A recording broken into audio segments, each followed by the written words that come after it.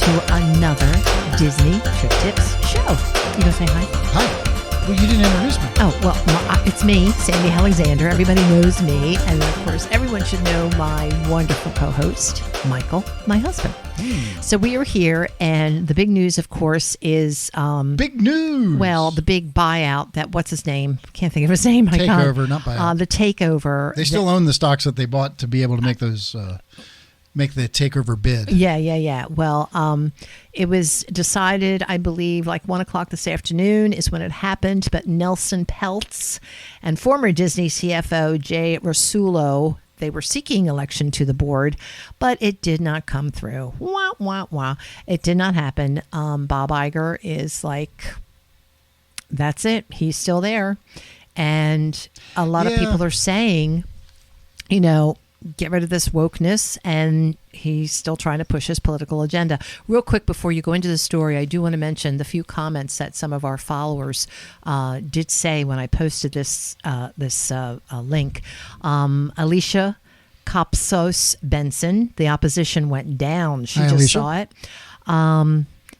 Scott Malenke says Disney wins yet again. Eric Allen, one of our other favorites, and who's also on Sorcerer Radio. Big Bob Ogre bought himself and his rubber stamping board of sycophants another year. That's all. It. So, yeah, so if it's just another year, okay, fine, let's hang on to it. And Well, we've got to do that was what I was do. going to say. Is that the one thing you know about a proxy war is that this is just a battle in it. This is like, what is it when they say we've won the battle? They always come back. Okay. Right? Because they own enough shares to try and do this. Richard Dewberry says I legitimately don't think that Disney has a thing to worry about. There will be dissenting votes, but the question will be how much opposition there is, not that there's enough to oust board members. And I also told Richard we were going to talk about it during the show. Scott Fody, he said stocks are sitting at 120 range for now, but who knows what they are going to be in the next couple of days. And Nicole Davis says Peltz and Train nominees lost badly. So I believe you have some information about it. No, I don't. Oh, you don't? Oh, I'm sorry. I thought you brought it up. Oh, okay. Well, you're looking at the stocks right now. Yeah, 118 down 3%. Okay. After the close. So that's what it is right now. So the stock market isn't enthralled with Bob Iger, and why should they be? He took over at $300 and it went to $70. Excuse me, I've got a little bit of a cough this evening. Thank you so much. We've got a couple. But I didn't actually read the thing because remember we were talking about it this morning, and it was a fait accompli, I believe, because the news the news was saying that Iger had survived, and I'm looking and I'm like, the vote's not until 1 o'clock. This is 7 a.m. And so obviously the fix was in, and they already knew they had enough votes. Right. So they didn't really need to worry about the actual vote. Well, it's done. He's still there. Zach Fitzsimmons is watching, but he's also hi Zach. He's also saying that they're not trying to be political, but that's it's blatantly a lie. It's a little fib. Right. It's a little fib on Bob Iger's part. Yeah. Anyway, Zach Fitzsimmons is watching. He says that we froze.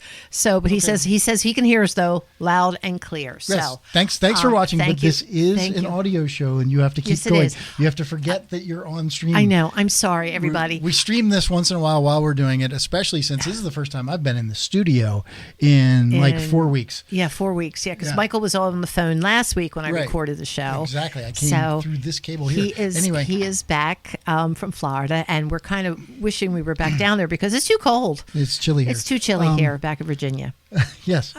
Okay. So anyway, we're double streaming it, but Sandy's going to ignore that now and stay on topic. Yes, I will stay on topic. Okay. Well, I want to say hi to Zach. Hi, Zach. Okay, real quick, I wanted to show everybody this. If you could, those people who are watching the stream, can you see this? This is my shadow box. She's showing a shadow box full of. It's my shadow box medallions that has my lanyard and some old Disney pins, and it has 1, 2, 3. I have 3 fast passes. The paper fast passes, one from Splash Mountain, one from Test Track, and one from World of Color when we went to visit Disneyland. So those are my little mementos. I just wanted to show them. And we had just finished a show last evening about a couple that went to Disney. Remember the one we just watched? Yeah. And it was interesting because he was also talking about, the Fast Pass. Remember, you could go there and it was free and everything. I love and the now, Fast Pass. Now how much you have to pay for everything at Disney. But he also made the point of saying that it doesn't seem to be affecting a lot of people because people are still going to Disney. So, you save it for a vacation, whether it's family or you're a couple or maybe just going yourself. I think that the problem is the way it's presented, right? Let's face it, Genie is a confusing mess, right? I think it is. I still don't understand. Get into the Lightning Lane, you have to have already bought Disney. You have to have already bought Genie, and then sometimes the Lightning Lanes are individual and... Okay. We lost our stream. Anyway. Okay. So that's fine. Sometimes they're individual and sometimes they're you have to pay extra for them. Mm-hmm. And it's too confusing. Just tell me up front what it's going to cost. I think they had come to the conclusion that their 6-day trip for like 3 people would be at a moderate would be about $4,600. Right. And that's only going to 3 days of parks. Right. That's not going every day. So 3 days of parks, and you're at say $4,500 just to round it out. And that's after you've bought the Fast Pass and stuff, or the Genie and the Lightning Lanes and the add-ons. Why can't they just sell you that as you're booking it? Right. So up front. So this is what it's going to cost me. Not, okay, I've just gotten into the park for $150 and I've got the Genie, so that was another $20. So I'm in here for $170. Time to book a Lightning Lane. Oh, I can't on Tron. That costs another $20. I know. Right? Why are they doing that? Why are they nickel and diming? That's unfortunate. Yeah, I mean, I can remember when we booked the first time, and you and I talked about it, where the room accommodations, then again, it was the free Disney meal plan. Yeah. But park hopper. And as you say, everything was included in there, and not included, but we bought it, the park hopper and everything. But this other thing, as you were calling it, nickel and diming it, I think that is so wrong anymore because, like I was getting ready to say that when you're a family of however many, up to say 5-6 people or whatever, you have to try to budget and save for your trip. And if you want Disney to be your destination, either Disneyland or Disney World, or if you go to Europe, one of those places, Shanghai Disney, whatever, you have to set aside a certain amount. And you go in there and like you had said, oh, I want to do Tron. Right. But it's going to cost me $20 per person. Per person, right. 6 people. So family of 4, $80. Right. Right. I mean, that's just outrageous. It's just absolutely outrageous anymore. And I feel like, that man Mr. Peltz, who was saying that, it is coming about it, I think, the wrong way with Disney. I think they are. Where's the magic anymore? There is no magic anymore. Even though I still enjoy going, and walking around as we do and get a little bite to eat or something, but it's absolutely crazy how much things are. Yeah. I do want to say that going across the pond to Paris, talking about Disneyland Park, apparently they have been making some money over there. Oh, yeah? Yeah, they had a year of record-breaking success. Their revenue soared to an all-time high of $3.1 billion. 2.9 billion in euros. It's a jump from 23.5% compared to the previous year. Now, they said it's an impressive feat, even more remarkable considering that they did have a loss. They turned a loss into a net profit of 161 million euros. And what is the key to it? Well, they raised prices over there, too, okay? Let me see. The entertainment district and themed hotels make up a smaller portion of the total revenue, but they're still powerhouses of profit for them, generating over 55%. And they also, they took a study that in 2022, Disneyland Park and Walt Disney World welcomed almost 16 million guests. Wow. So that's a lot. Yeah. But anyway, I just wanted to bring that up real quick because since we were talking about all this stuff and who's trying to take over or whatever he was trying to do, get on the board. So, well, okay. I mean, and obviously they feel like the resort experience itself has justified the way they've managed it, right? Because they're just making money hand over fist, right? I'm just looking at if we went next week, right, for 6 days, 6 nights, 5 days, 6 nights. For you and I. For 2 people, Okay. right? 2 adults. Right. $948 a night at Coronado Springs. Oh my gosh. Art of Animation, this is the cheap one, $446 a night. Right. And I know Crazy. this is last minute booking, so it doesn't help. Animal Kingdom Lodge looks reasonable at $369 wow. a night, right? So it's just they're not, and then we haven't bought food, we haven't bought tickets, we don't have a way to get there, we don't have any transportation, we don't have any parking, Right. we don't have anything, and then for Saratoga Springs, we're at $847 a night. And we're saving $373 over average. Yeah, I know, but according to the website, as I was going back to what Michael and I had watched this video with this couple. This was Bright Sun. Yeah, he had also made the point of saying that they Bright Sun Travels. Yeah, they didn't stay off property, but at the end of the video, he did make that comment of saying, they stayed at Riverside. Yeah, at Riverside, right? And we have never gone in there to see it, but it looks like a lovely we stayed hotel. at Polynesian. French Quarter. French Quarter, right. Excuse me, French Quarter. I mean, it's basically the same. It's a little smaller, but right. Same I like style. the French Quarter. Yeah, I like the French Quarter as well, but I don't think I'd like the French Quarter at $700 a night. No. I'm not seeing it. I can't see that. Especially since and as we've done with our resort reviews and stuff, we've showed you that's how you save money. You go and you get a place with a kitchen. Right. And you get a place with your own bedrooms, and you just kind of spread out and plan on spending less time at the park, but more quality time together. Right. Yeah. Yeah. And enjoy your resort. I mean, maybe that's the thing too, that there's some good ones. There's Margaritaville, like right. we said, there's Reunion, there's Floridays, there's all kinds of good ones right. around there that try to keep you on property, keep you spending money as well. But that is true. At least, the pools are free there. That's true. That's true. But just spending, just seeing how much of these properties, and of course the locations of where these are, that's where also they're charging you. So the big question, like we're talking about with the takeover, is does where they're leading now, where everybody, even brand loyalists like us, are saying this is getting out of hand, and mostly because it's getting out of hand. It's and we've talked about this before. It's denying people who we used to be the experience that we used to get. Right. Oh yeah. It's not pricing us out, but we're older. We're more established. It's okay. Right. We have the money to throw at this if we so decide to. Right. But as a young family, back when we started going, Disney was actually a reasonable priced vacation. It was, the first one we took was $1,600 for 4 of us. Yeah, we did. It was a special that was on the TV.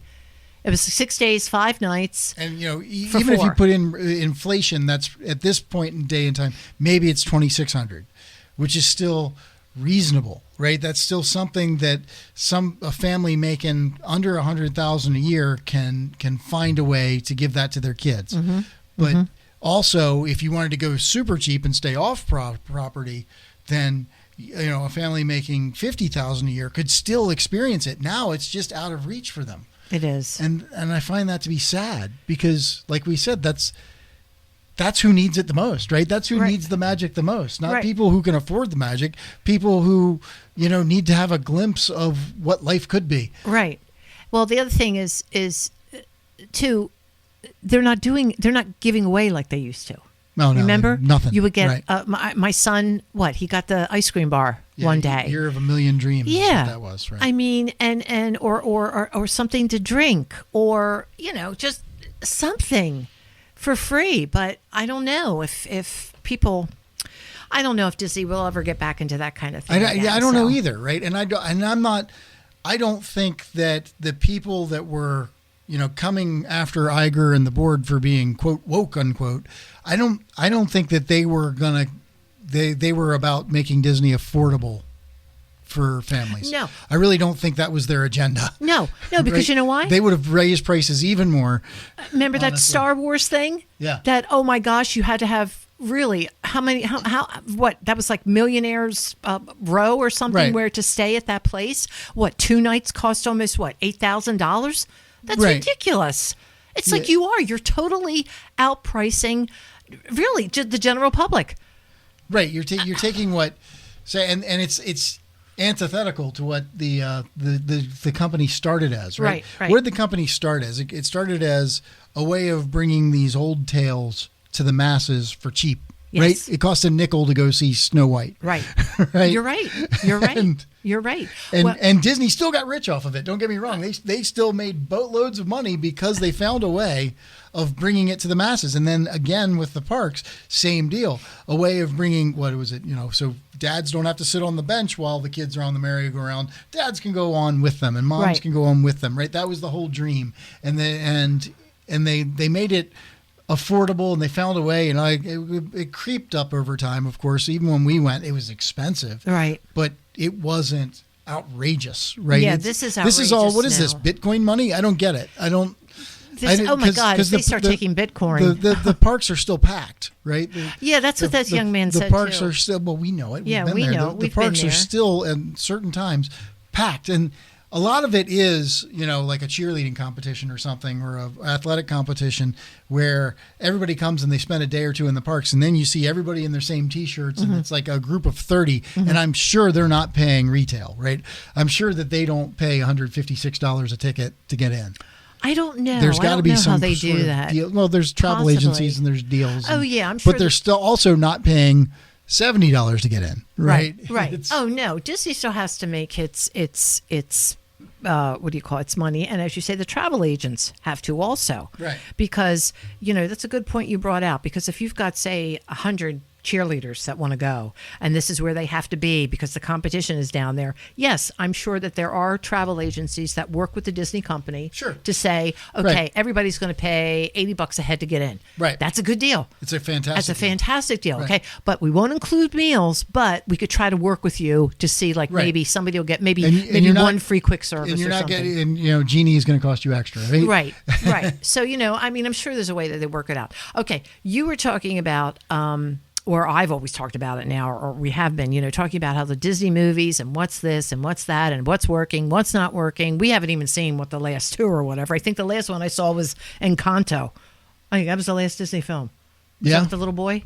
Yeah. No, Coco? Coco. That was the one. That was the last really Disney movie I saw. Even though I did watch Renegade Nell on Disney Plus. It was really good. Okay. Well, Whoopi Goldberg wants Disney to bring back Song of the South. Now, this just came out maybe a couple of weeks ago.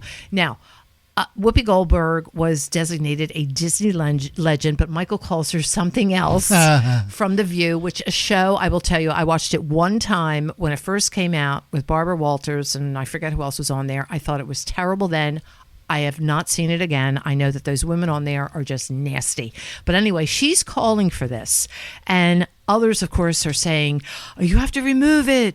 It's too much racist undertones and everything. Well, Whoopi Goldberg is saying that, these are her words. She says she believes that the film should be available to view and purchase. I'm trying to find a way to get people to start having conversations about bringing Song of the South back so we can talk about what it was and where it came from and why it came out. We've said that all along, and I think a lot of other people have said that too. It's part of history. You cannot help it. Now, the man who played Uncle Remus, actor James Baskett, also he's said, not still around. No.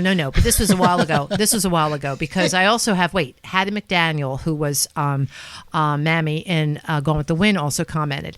This James Baskett said he was the first African-American male ever to win an Academy Award. Hattie McDaniel, of course, was the first African-American woman to receive an Academy Award for her work with Gone with the Wind. She was also in Song of the South. But both Bassett and McDaniel expressed support for the film. They said, I believe that certain groups are doing my race more harm in seeking to create dissension than can ever possibly come out of the Song of the South. And McDaniel's sentiments were similar, saying, if I had for one moment considered any part of the picture degrading or harmful to my people, I would not have appeared in it. Now, they have said it. But still, you've got people that are saying, well, it's not available. It hasn't been available since the 80s. Right. Well, Whoopi Goldberg goes on to say, you're erasing history. Why are you doing this? And she feels very strongly for the film. Except very strongly.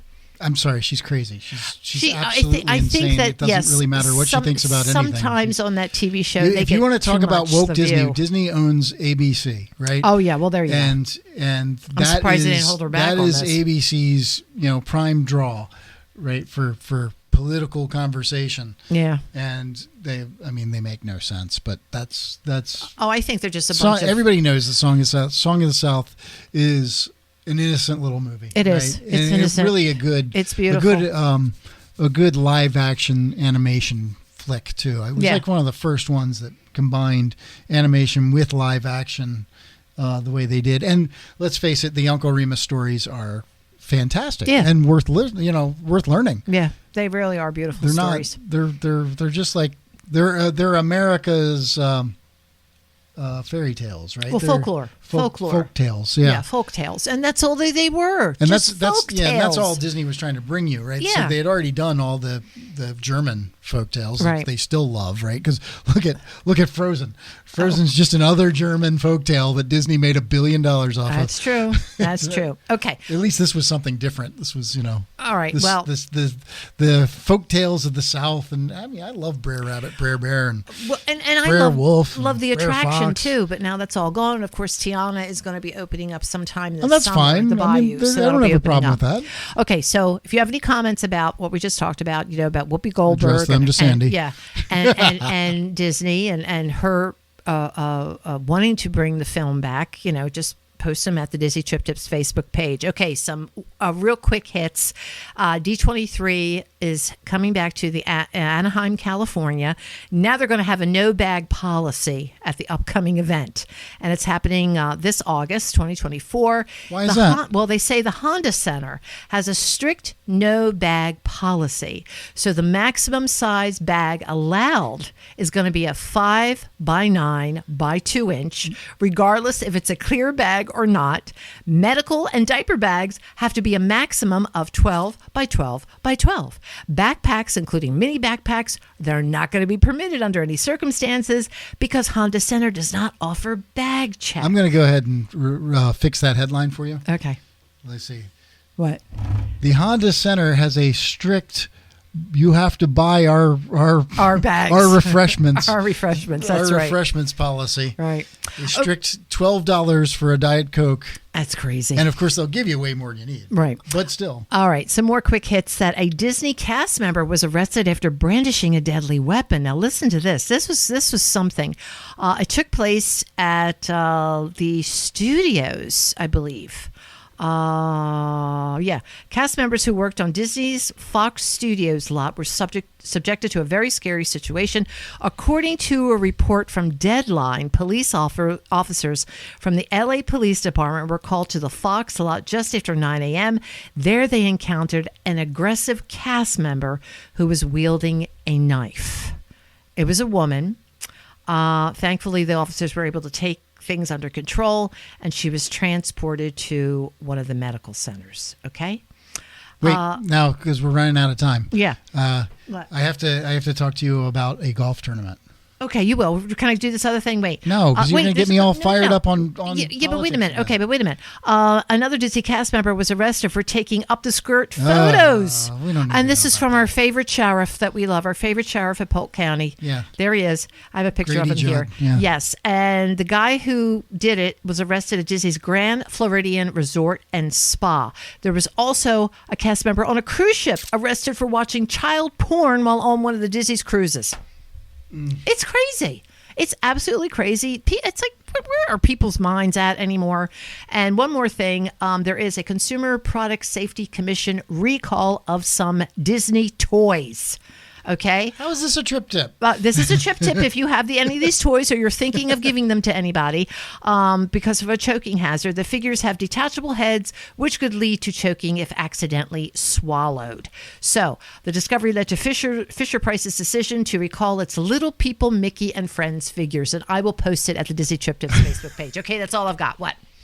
Politics? No, not politics. What are you going to talk about? A golf tournament? What? Yes, I was going to, because we were just talking about how the culture is getting out of hand. Right? Yes, and, yes. And it may feel like that, but I'm sure it always feels like that, right? Even if you're alive in 1877, you feel like the world's getting out of hand, right? Yeah.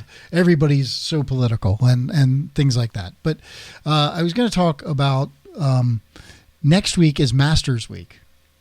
Oh, it is already, yes, isn't it? Yeah. Yes. Next week is Masters Week, and the azaleas will be blooming in Augusta, Georgia, for the golfers. And I follow a lot of it, obviously, but everybody who goes to it raves about the experience. And you know why? Because it is azaleas? Because it is Augusta, yes, and it is fantastic. But there's a strict no phone policy. Oh, any I think guest you told me this. caught with a phone is escorted off the property.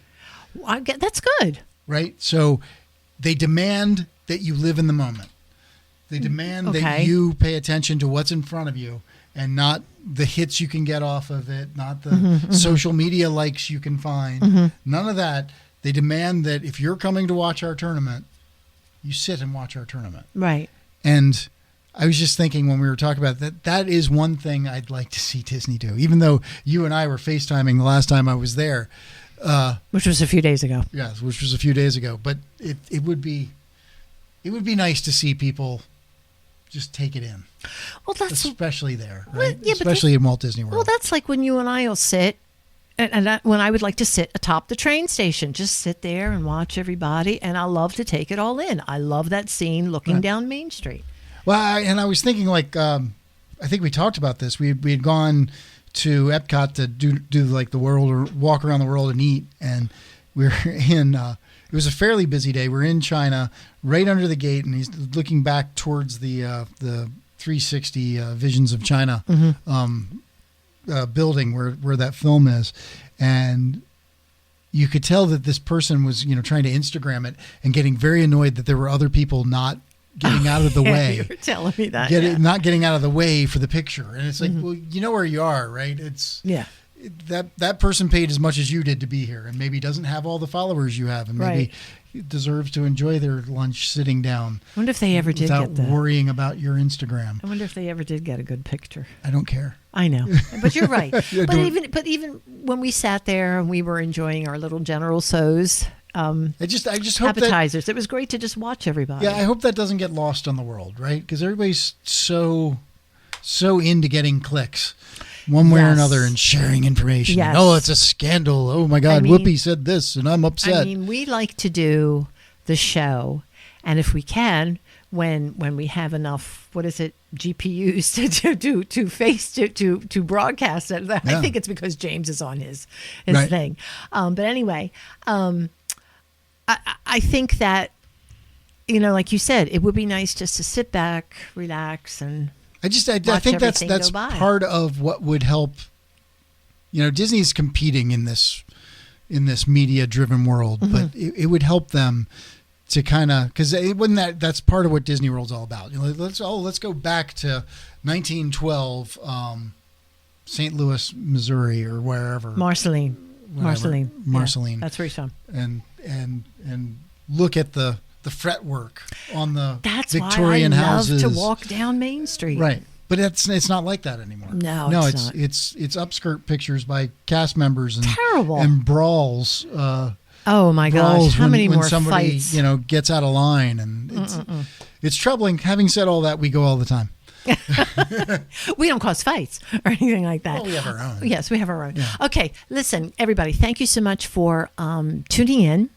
And I'll post more things at the Disney Trip Tips Facebook page. A replay of the show is this evening at 7 p.m. Eastern on Sorcerer Radio. Again, thank you so much for listening.